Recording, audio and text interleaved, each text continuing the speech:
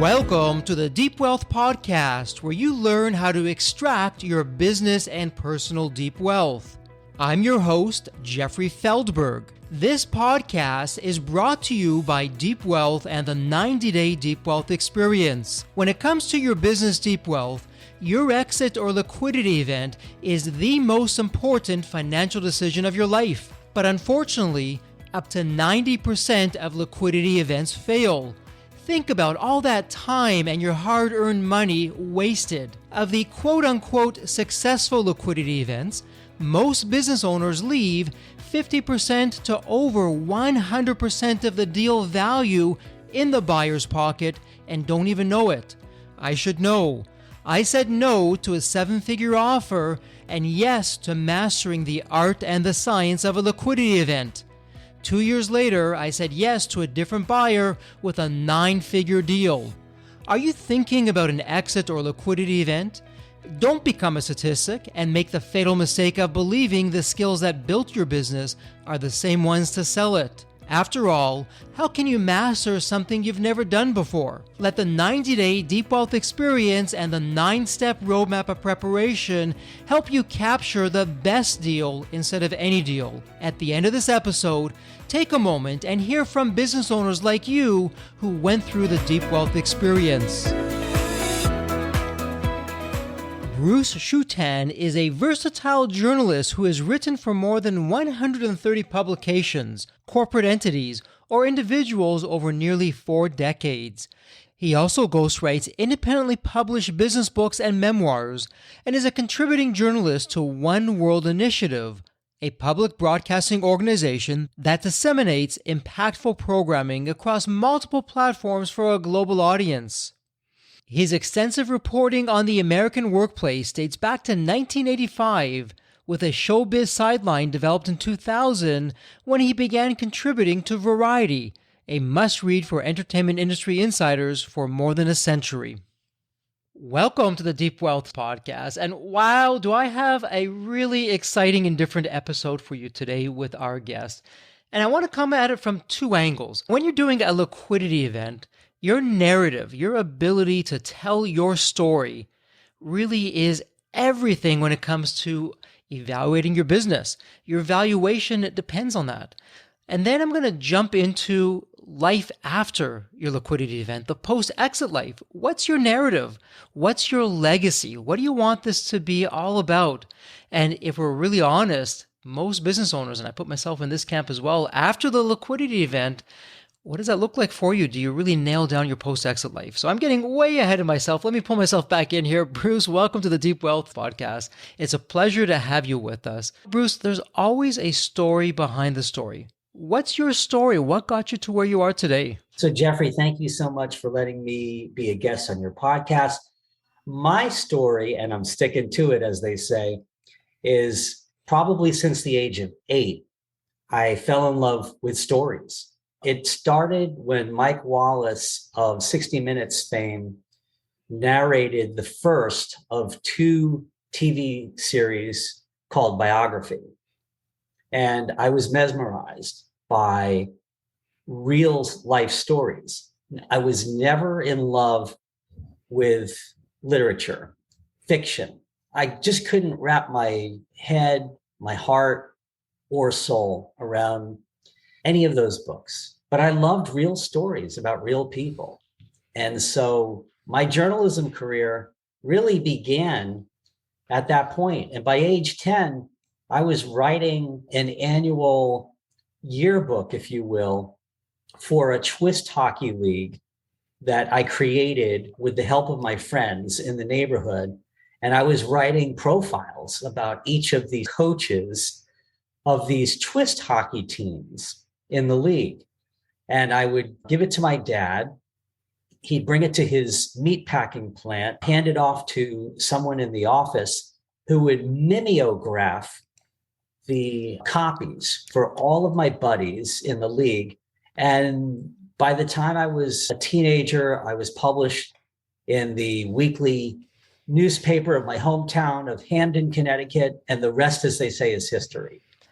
Wow. And you know what, Bruce? You took me down memory lane. Mimeograph, I have not heard that word. So you and I are both dating ourselves here a little bit. That has been a while. Wow. It's amazing. And I always get fascinated with the guests on the show of what that story behind the story is. And your story is really no exception of where that got you to today. And so tell me, what have things been like for you the past little while? We're talking a little bit about this offline. We had this crazy pandemic come, and now we're beyond the pandemic. So how were things leading up to the pandemic, during, and after? What was that like for you? So I've been at this for almost 40 years, though you could never tell by the color of my hair. And I know that your listeners won't be able to fully appreciate that self-deprecating. But the fact is, back 22 years ago, I decided to move 3,000 miles away and become self-employed. So my client at the time, which was a B2B trade magazine, after 5 years in the newspaper industry, became my one and only client. And from there, I built a business of working with nearly 130 publications, corporate entities, and individuals. And I was blessed that for every year of those 22 years, except for last year, business was pretty steady. And I had growth in quite a number of those years. But when the pandemic blew a hole in my career and life, I had to pivot.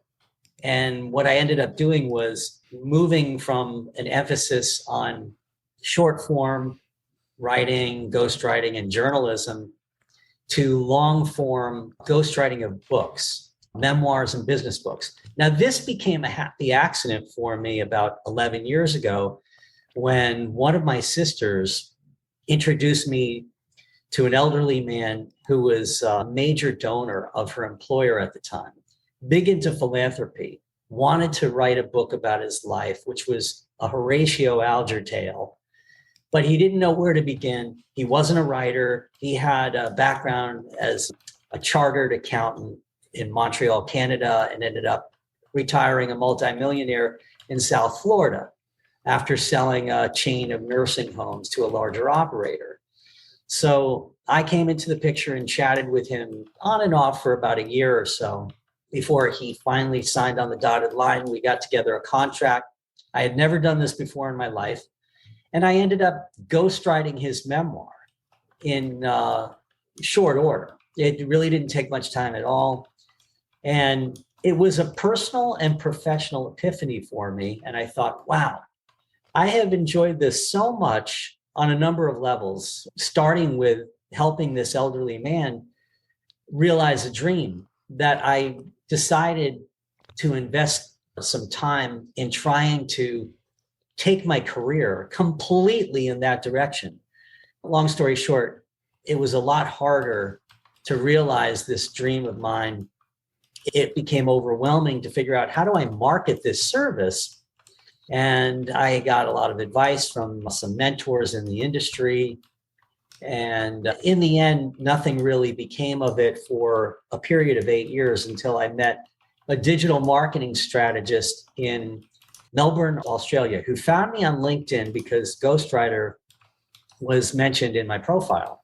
And he exclusively represents ghostwriters and helps them find clients. I decided to launch a paid campaign with him on LinkedIn, and I hit pay dirt right away, which was terrific. Being a single dad of two young kids who at the time were 8 and 9 years old, I really needed to keep busy. And so it was just wonderful. I ended up ghostwriting my very first business book for a college admissions consultant who was in the Ivy League space and really wanted to put a book out there for families that were serious about getting their smart kiddos into Ivy League schools and other elite colleges and universities, but really didn't know how to go about it, because we know the competition is very stiff.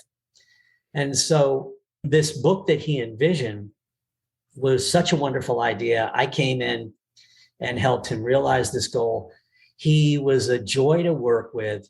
And here I was able to finally ghostwrite my first business book and what an adventure it was. It went right up to the bestseller list on Amazon immediately in the education category. And then I got busy with journalism again and had to kind of defer those dreams until I could get back to a space where it was possible to resume work on that. But it has been deeply fulfilling. I have been a people pleaser my whole life and realized later in life that's not always such a good thing to do because it could be at the expense of your own life if you're putting too many other people ahead of you. But I do very much appreciate the opportunity to help people who are not professional writers to be able to tell their story and put out a high level professional narrative out there that draws people into their story and helps them organize their thoughts in a way that they may not be capable of doing because they're not a professional writer. But a ghostwriter like myself, who, like the name suggests, is really invisible out there behind the scenes, making this happen for them. When you look at celebrities who've written books, published books, I should say, so many of them work with a ghostwriter because they don't have the writing expertise. And in most cases, they don't have the time. And that is the number one reason people hire a ghostwriter. They simply don't have the time, especially busy business people who have just gotten through selling their business and have had this liquidity event that you referenced earlier. And so, Bruce, it's interesting. And for our listeners, let me paint a bleak scenario for just a moment. And I know, Bruce, you and the glass is always half full, but let's just run with this for just a moment. And so for our listeners out there, here's a couple of rhetorical questions for you. And, really the first one is, imagine you have had your liquidity event, you're incredibly successful, and your time has come, you're no longer here. You've moved on to the big exit, the final exit, so to speak. And it's your relatives and your family that are sitting around the table, and perhaps it's at the lawyer's office. And if you've ever been in one of those meetings, it's a very, how can I put this, depressing meeting. You have a lawyer who's reading your last will and testament, and it's just very mechanical. It's nothing about you. And who are you? What were you about? And particularly for the next generation who, by the way, they're going to be enjoying your money, presumably. Shouldn't they at least know who you are and what you're about? Because I know for many business owners, they don't want to talk about their accolades and what they've achieved, even though it's magnificent. And what a gift to give to the next generation where you're locking in your legacy through a ghostwriter like yourself, Bruce, who can put that into play and get that going. Or the second scenario is, why do you have to wait until you're no longer here? Why not have the joy and just the happiness that comes with having your story told today that you can share with everyone while you're here, with your friends, your family, your loved ones, your business associates, if you choose to do that. And so, if that doesn't stir you to action, if that doesn't move you from a listener side of things, and I don't know what will, but for those of you that are moved, walk us through this because you hit upon a whole number of points. But I know there's a lot of business owners who are saying, okay, yeah, Bruce, I'm sure you're a terrific ghostwriter and you write these wonderful books. I am just too busy. Even if I wanted to do this, and I do, I'm not going to be able to find the time. So how do you work in that kind of situation? Jeffrey, first of all, I love the scenario that you painted, as bleak as it may be for people who are reminded of their mortality. The number one question I get is about time, process. How does this work? And I will say that when you partner with a ghostwriter, and partner is the operative word, it really does become a partnership. What the ghostwriter does is all the heavy lifting so that the person who wants to get his or her story out there, and it doesn't even need to be a published book. It could be something that is shared within the confines of friends and family, that circle, if you will. And I run into this from time to time because of the family office. People who are high net worth individuals tend to be very private. They might have a modicum of humility and modesty to go along with it. They don't want to thump their chest, call attention to all that they have accomplished in life. But really, on a personal level, it becomes so important to document that legacy for posterity the benefit of your children, grandchildren, and their grandchildren, great grandchildren, and so on and so forth. And I know that going back to my very first client, his main goal was to really inspire his grandkids and his great grandkids, and he had quite a few of them. And I think it's so important for us to leave an imprint in this world, however you slice it and dice it. And there's not a whole lot of time that is required by the person who wants to publish something, or at least their life story. Really, the way that looks in the real world is, let's say you have weekly conversations with a ghostwriter like myself for a period of 6 weeks. Those conversations could be anywhere from an hour to 90 minutes. That's your time commitment per week. And that's very doable and manageable when you get right down to it. The ghostwriter takes the rest. And what happens is we come up with dozens of questions in advance of these interviews that we ask. And by the end of a book project, we could be looking at possibly 10 to 12 hours of recordings. I have a trusty digital voice recorder from Olympus that has been my favorite tool as a journalist and ghostwriter over the past 17 years. In fact, I wore out the original one I had, and I ended up getting a new one last year. Prior to that, it was a micro cassette recorder that I had for many years. Bruce, let me just jump in there because you're saying something interesting. And for our listeners, I want you to think about this for a second, because your legacy through a book that you have, that is a gift that keeps on giving. And forget even being a legacy for future generations, because if you have that book today, if you love to tell stories, terrific. You can tell the stories to your family and your grandchildren, your great-grandchildren, and on the list goes. But Bruce, what you're saying is really over a 6-week period of time, you're spending anywhere from 6 hours to 9 hours for a legacy that will last a lifetime. So said in another way, is 6 or a mere 9 hours really worth your time and effort, all you listeners out there, to craft your legacy for future generations of what you stood for, what you're all about, how you got to where you are, and why the family is where they are because of your efforts? And to me, that's a huge ROI for a very small investment of your time. And so, Bruce, when you're having these 1-hour sessions or 90-minute sessions over that 6-week period of time, what would be some of the questions that are being asked that we would expect? That's a good question about questions. So what I do is, with every client and other ghostwriters, we'll pursue the same line of questioning. What we do is we try to get as much information out of our client as possible. So we ask them to share any information that they have about their personal and professional lives. And even before that, there's actually a list of questions we will come up with initially in making contact with potential clients. And I'll read a couple of them to you as an example. For instance, have you identified what you want to achieve by writing a book? That may be the most important of all the questions that somebody is going to ask, because the why is going to be different from one person to the next. Have you done any market research on who the book is for? Have you written a 1-sentence description of what your book is all about? You have a budget in mind, and so on and so forth. So there are lots of questions that we have to our clients prior to pulling content from them. And then we can walk through their lives chronologically.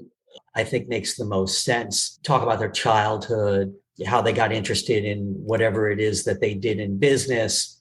Then they're moving to their track record in business, what made them unique relative to others in their marketplace, what is the legacy they'd like to leave behind, and so on and so forth. And I think the beauty, Jeffrey, of documenting one's life story relative to, say, 23andMe test or an Ancestry.com, where that you understand who you are, where you came from, and you leave behind that legacy in terms of your DNA or the family tree. I think that this by documenting your story, it's a much more meaningful gift that you can pass along to the next generation rather than necessarily handing them a family tree with the names and dates of strangers, really, are meaningless in a vacuum without context. And all of this requires context, which is a narrative of who were these people, or what was your life about, and to get into detail in telling your story. I think that's a lot more meaningful than any gift you can leave behind. And Bruce, let me take it even a step further. I'm very fortunate. I'm a part of a number of CEO peer groups. And so in the CEO peer groups that I'm a part of, some of the members they call themselves G2 or G3, Generation 2, Generation 3, or the second generation, third generation of a family business, very wealthy. But the G2, the G3 members didn't create the business. And sometimes the business isn't even there anymore. It's been sold, and the family is managing the wealth and managing the money. And in conversations with these people, it's been interesting because they have a little bit of a lament that's going on. And what they're saying is, Jeffrey, I feel so blessed that my family financially is taken care of, but I was not around when my great grandfather or my great grandmother started the business. And I would love to know who they are and what they're about. What did they learn in their life that made them so successful? I'm the benefactor of their money, but I'd love to be the benefactor of their knowledge and what they would do to go back in time to be able to do that. So, Bruce, right there, if you take that little snippet, or I'll throw another one in there. Another member was saying, my great-great-grandparents were really wealthy, but I don't even really know their names, to tell you the truth, if I'm open and honest about it. And yeah, I enjoy their money, but I don't know their legacy. And I feel guilty about that. Maybe I should be knowing more about them. And so for you listeners out there, real conversations from real family offices and second and third generations that are talking here. And here's a solution to really help prevent that and to get your legacy out there. So Bruce, you walked us through, it's 6 to 9 hours. You ask all these different questions that over the years, you've honed in on to extract that wealth of information that's there. And now that you have the answers to those questions, you go off and you begin the process of writing the story and putting all of that together. When does the first draft come out from when you've had your last meeting and you've got that information to, okay, here's the first draft, let's go through that. What does that look like?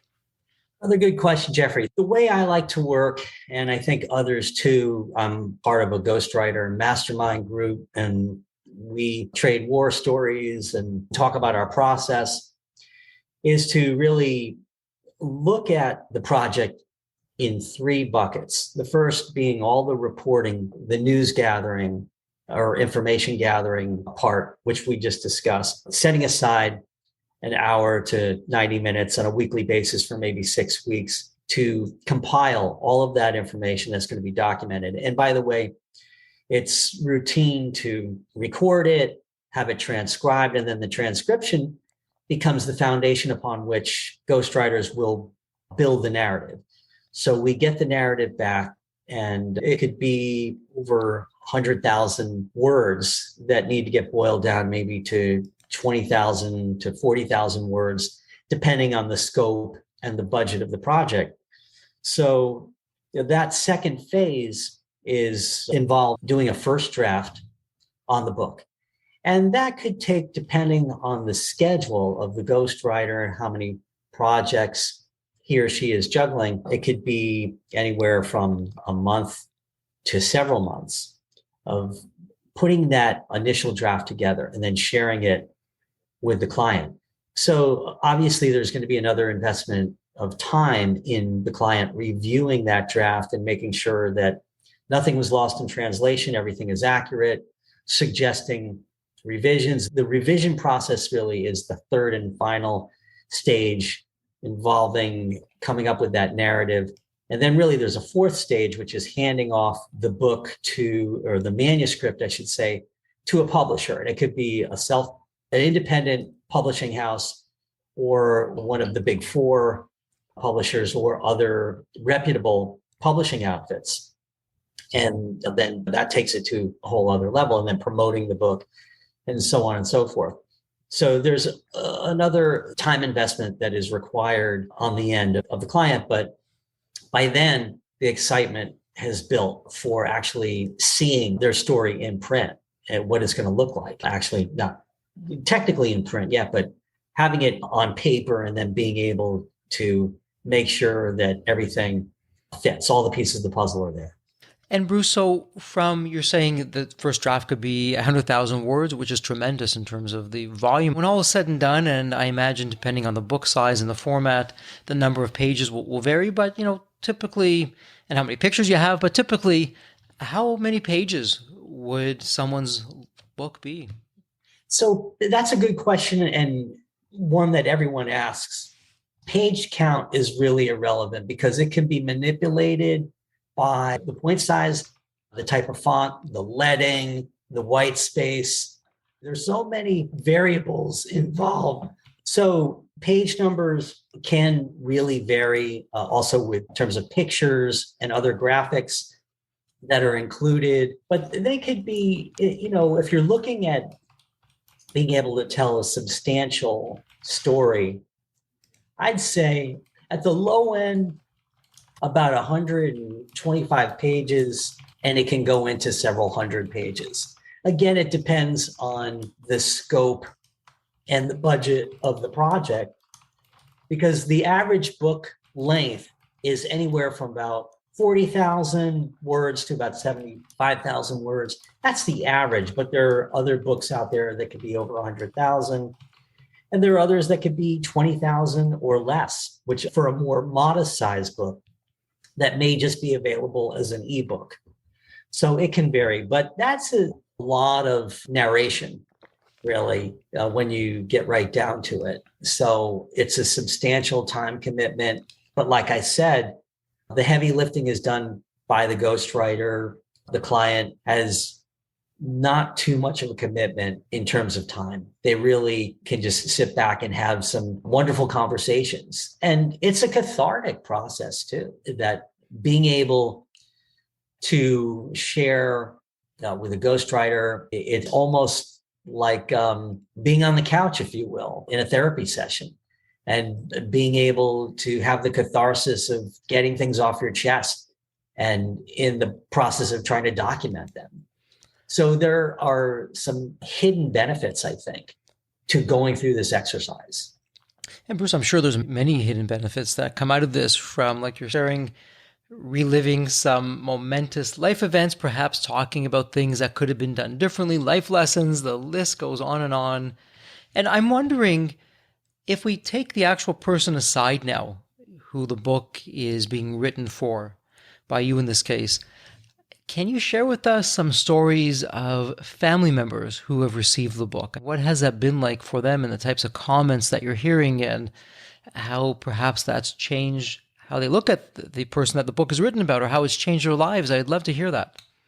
Well, I know going back to my original client, the philanthropist, his whole point was to try to inspire his grandkids and great grandkids to do well in life, to make enough money so that they can actually give back to the world and help in some small way, help repair the world. And there's an old Hebrew saying called tikkun olam, which literally translates into repairing the world or helping repair the world. And that is a concept that comes up during the high holy days on the Jewish calendar, from Rosh Hashanah, the Jewish New Year, to Yom Kippur, the Day of Atonement.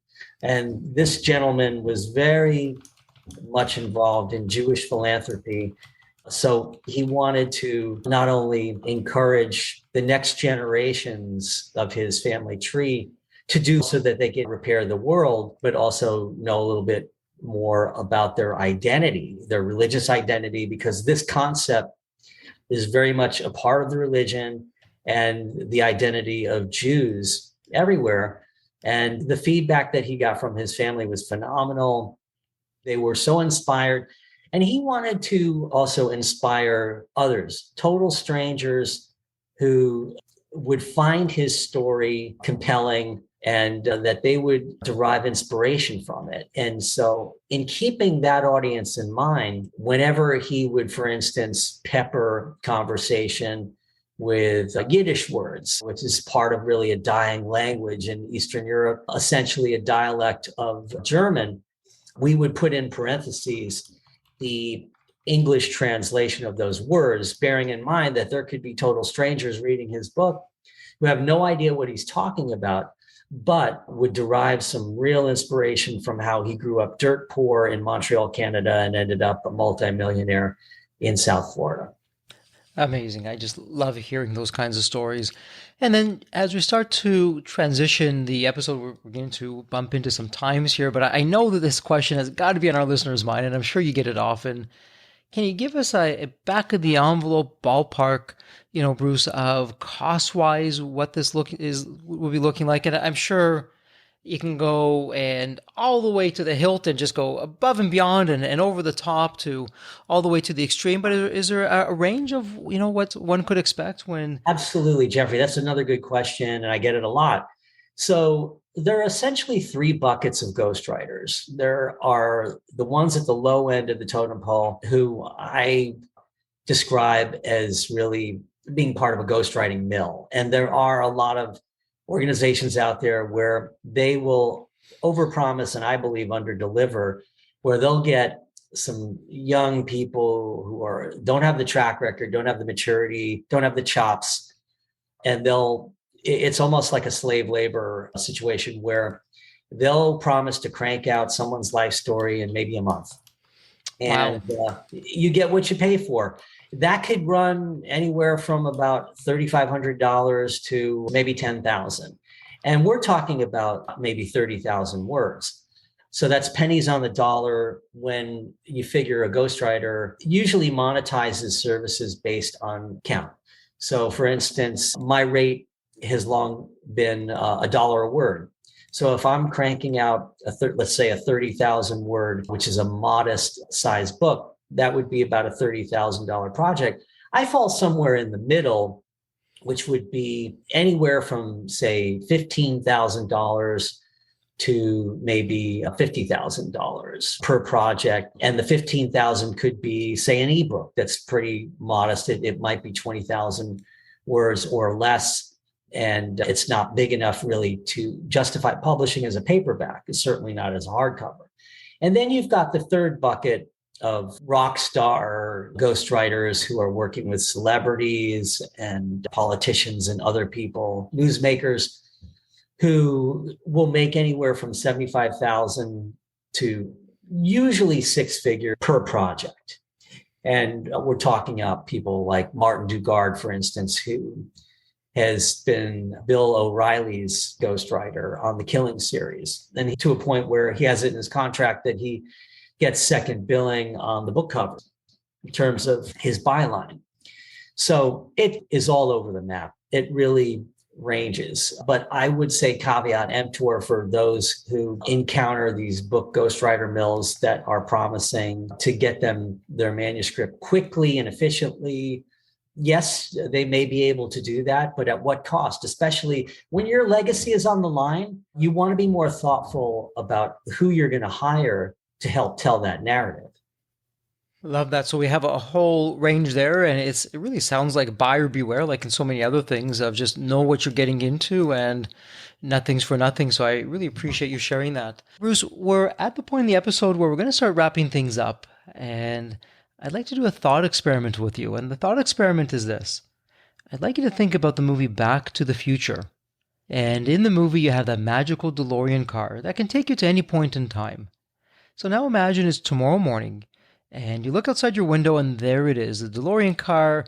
Not only is it there, Bruce, but the door is open, waiting for you to hop on in to go to any point in your life.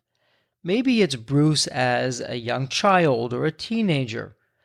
And you're going to go now to your younger self, and here's a question for you. What are you telling your younger self in terms of life wisdom or lessons learned? Or, hey, Bruce, do this, but don't do that. What would that be like for you? In keeping with self-deprecating humor, Jeffrey, I probably would have gone back to just before I got married for the first time and advised my younger self to really make a choice in a mate based on my head and not my heart, because that's going to come back to haunt me if I don't put enough thought in it, especially when you're figuring that at some point you may have children with someone and that it's a decision that you do not want to take lightly. And then career-wise, I probably would advise myself to take more chances, not be so risk averse, and just have faith in my abilities, and that it kind of think bigger than I did earlier on in my career.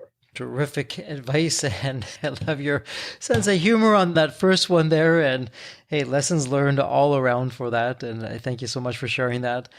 And Bruce, I'm going to put this in the show notes so it'll be point and click for our listeners. If someone would like to reach you online, what would be the best place? So that would be bruceshutan.com.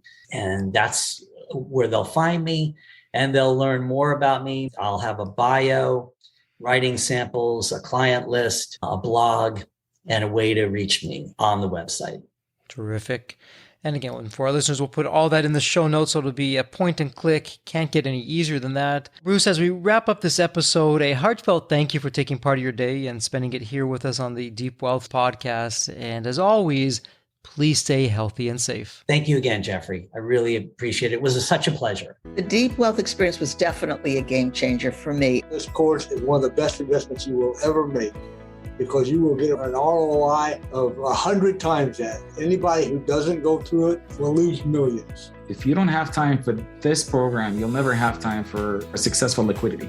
I mean, it was the best value of any business course I've ever taken. The money was very well spent. Compared to when we first began, today I feel better prepared, but in some respects, maybe less prepared, not because of the course, but because the course brought to light so many things that I thought we were on top of that we need to fix. I 100% believe there's never a great time for a business owner to allocate extra hours into his or her week or day. So it's an investment that will yield results today. I thought I will reap the benefit of this program in 3 to 5 years down the road. But as soon as I stepped forward into the program, my mind changed immediately. There was so much value in the experience that the time I invested paid back so much for the energy that was expended. The Deep Wealth experience compared to other programs is the top. What we learned is very practical.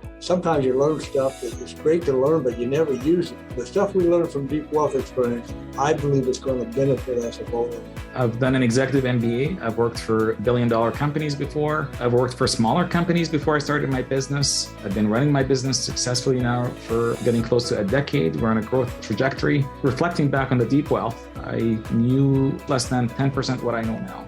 Maybe close to 1% even. Hands down, the best program in which I've ever participated. And we've done a lot of different things over the years. We've been in other mastermind groups, gone to many seminars, workshops, conferences, retreats, read books. This was so different. I haven't had an experience that's anything close to this in all the years that we've been at this. It's 5-star, A+. I would highly recommend it to any super busy business owner out there. And Deep Wealth is an accurate name for it. This program leads to deeper wealth and happier wealth, not just deeper wealth. I don't think there's a dollar value that could be associated with such an experience and knowledge that could be applied today and forever. Are you leaving millions on the table? Please visit www.deepwealth.com/success to learn more. If you're not on my email list, you'll want to be. Sign up at www.deepwealth.com/podcast. And if you enjoyed this episode of the Sell My Business podcast, please leave a review on Apple Podcasts. Reviews help me reach new listeners, grow the show, and continue to create content that you'll enjoy. As we close out this episode, a heartfelt thank you for your time, and as always, please stay healthy and safe.